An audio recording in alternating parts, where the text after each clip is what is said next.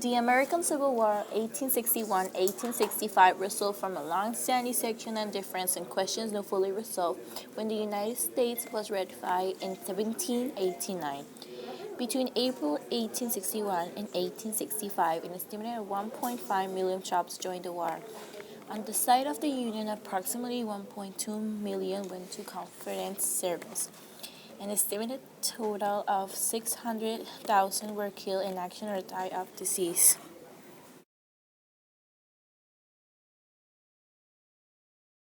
The first inland clash between significant bodies of troops occurred on the morning of June 3, 1861, when 3,000 Union volunteers surprised 800 Confederates of Philippines and West Virginia.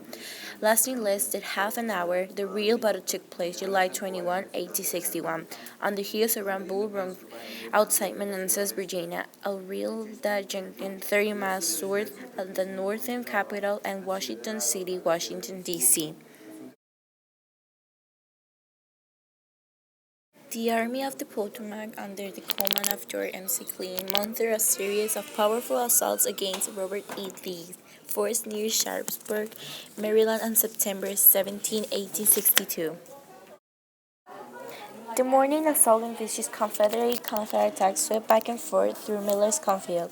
Later, towards the center of the battlefield, Union assaults against the sunken road pursued the Confederate center after a terrible struggle.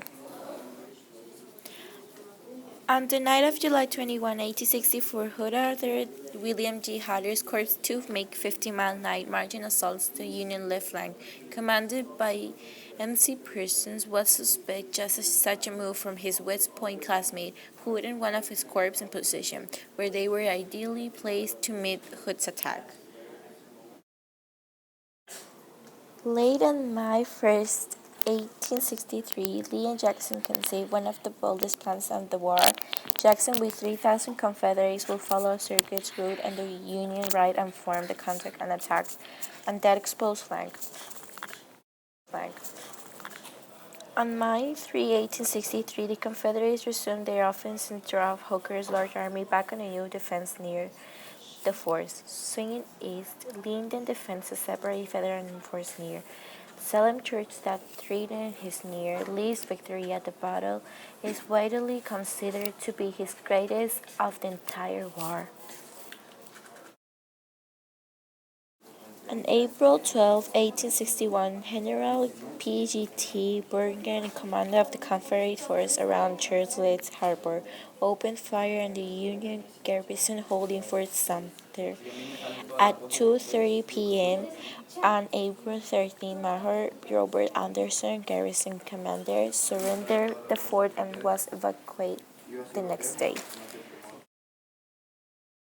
On the morning of April 6, 1862, 40,000 Confederate soldiers under the command of Albert Sidney Johnston poured out the nearby woods and took offline Union soldiers occupying ground near Petersburg Landing of the Tennessee River.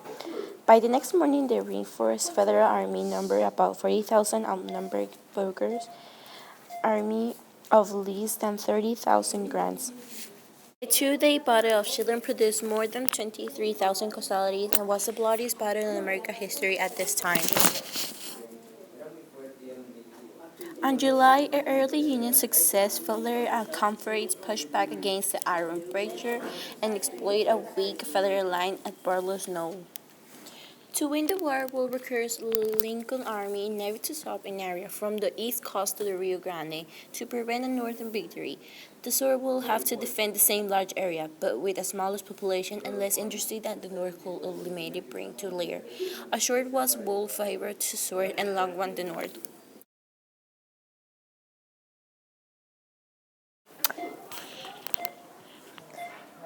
Abraham Lincoln became the United States' 16th president in 1861, issuing the Emancipation Proclamation that declared forever free those slaves within the Confederacy in 1863.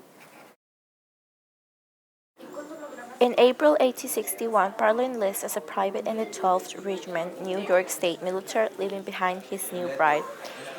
He was commissioned as first lieutenant in his first month of service.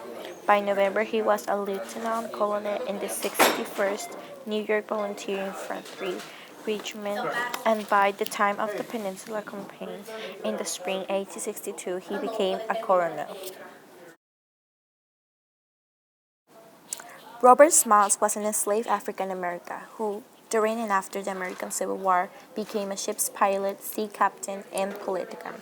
He freed himself, his crew, and their family from slavery on May 13, 1862, by commanding a Confederate transport ship, CSS, planted in Charleston Harbor, and sailing it from Confederate-controlled waters to the U.S. blockade. His example and precision helped convince President Lincoln to accept African American soldiers into the U.S. Army and the U.S. Navy.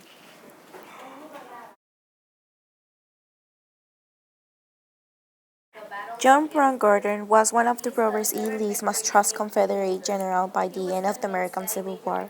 After the war, he was a strong opponent of Reconstruction.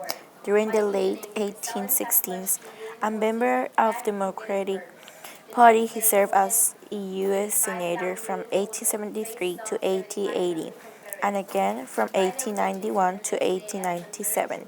He also served as the 53rd Governor of Georgia from 1886 to 1890.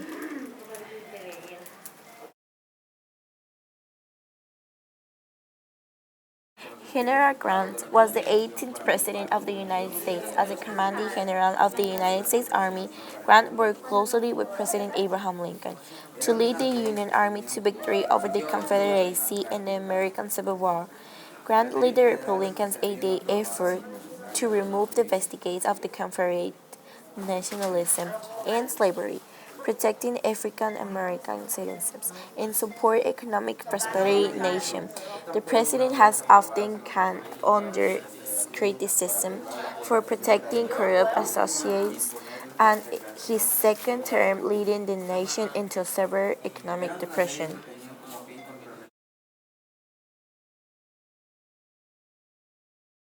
General Lee was an American general known for commanding the Confederate Army to Northern Virginia in the American Civil War from 1862 until his surrender in 1865.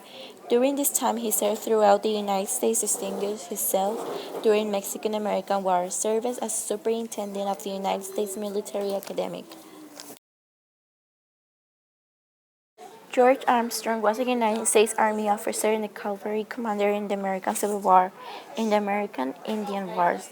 Raised in Michigan and Ohio, Custer was admitted to West Point in 1857, where he graduated law in his class in 1861.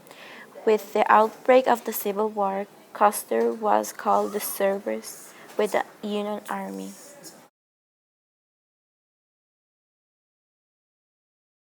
Joshua Chamberlain was an American college professor from the state of Maine who volunteered during the American Civil War to join the Union Army. He became a highly respected and decorated Union officer, reaching the rank of Brigadier General and Brevet Major General. He is most well known for gallantry Gettysburg, which earned him two Medal of Honor. The Emancipation Proclamation was a presidential proclamation in executive order issued by President Abraham Lincoln on January 1, 1863. In a single stroke, it changed the federal legal status of more than 3 million enslaved people in the designated areas of the South from slave to free. Jim Crow laws were state and local laws enforcing racial segregation in the southern United States. Enacted after the Reconstruction period, these laws continued in force until 1995. They mandated Jewish racial segregation in all public facilities in states of the former Confederate States in America, starting in 1890 with a separate but equal status for African Americans. The stars representing the Confederate States were never removed from the U.S. flag as President Abraham Lincoln. They were still states within the Union, Albert States, in rebellion. During the war, two new states were admitted to the Union, West Virginia in 1863 and Nevada in 1864.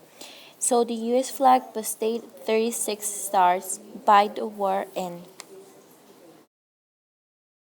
Confederate flag wasn't flown at Stuart Carolina State House until 1961. It was flown as a symbol of massive resistance. However, the Confederate flag are leaks from the time when Stuart State's success and started a war that killed thousands of people.